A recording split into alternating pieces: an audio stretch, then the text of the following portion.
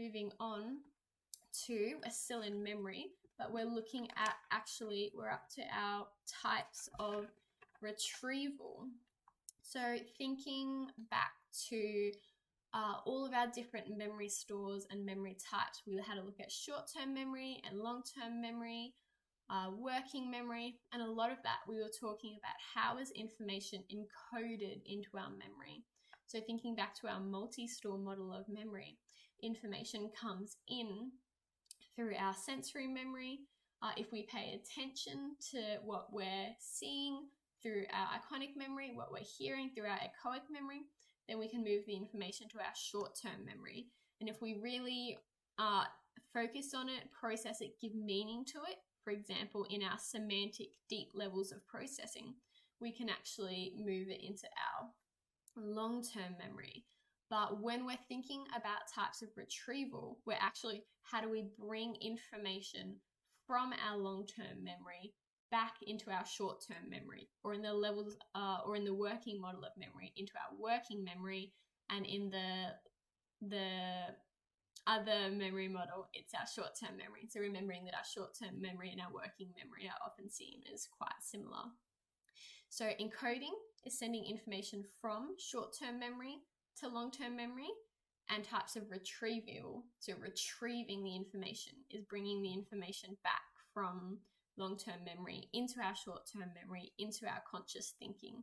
So for example, when you're sitting in an exam trying to remember information, you're trying to retrieve the information that is hopefully encoded in your long-term memory. All right, so we actually have 3 different types of retrieval. We have recall, we have recognition, and we have relearning.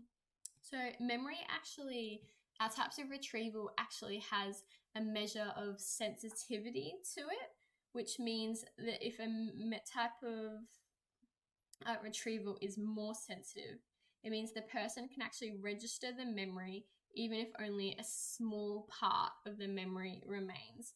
Whereas the less sensitive measures require a larger amount of the memory to remain in order to remember it.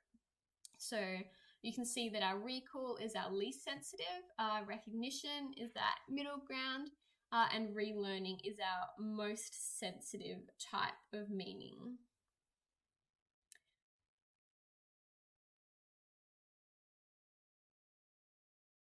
So coming back to what each of them mean. So recall is, an example of recall is being able to identify the correct option without being given a list of possible answers. So recall is actually trying to recall it, the information that you have stored in your memory.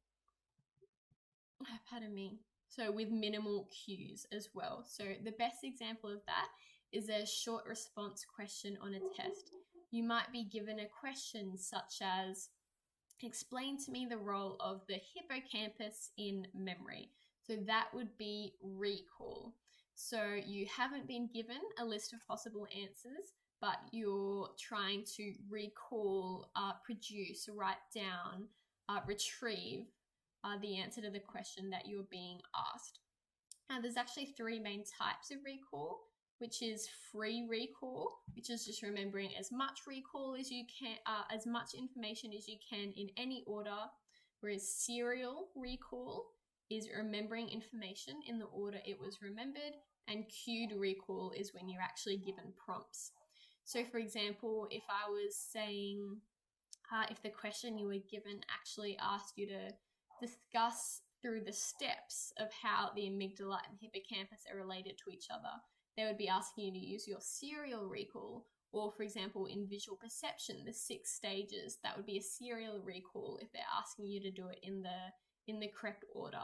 Or for example, in visual perception, if they gave you each of the 6 steps but asked you to tell the paper what it meant, that would actually be cued recall because you've been given prompts to recall the information.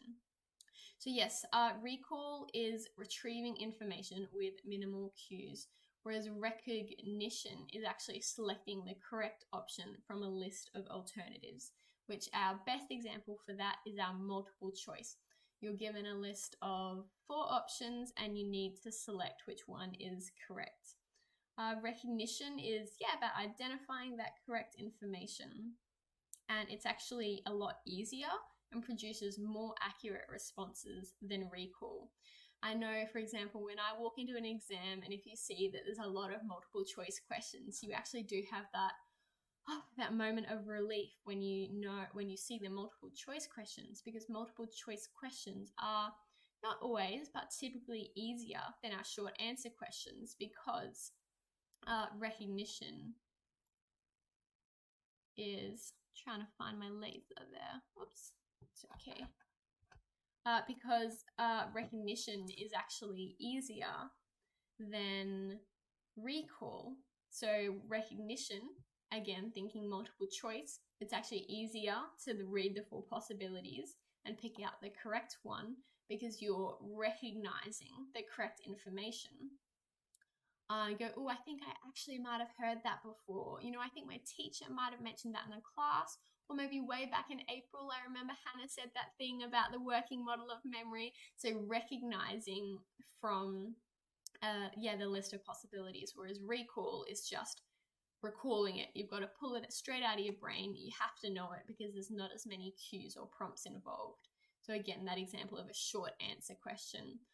And then swinging back to our last one, which is relearning, which is learning something faster and or with fewer errors compared to when it was first previously learned.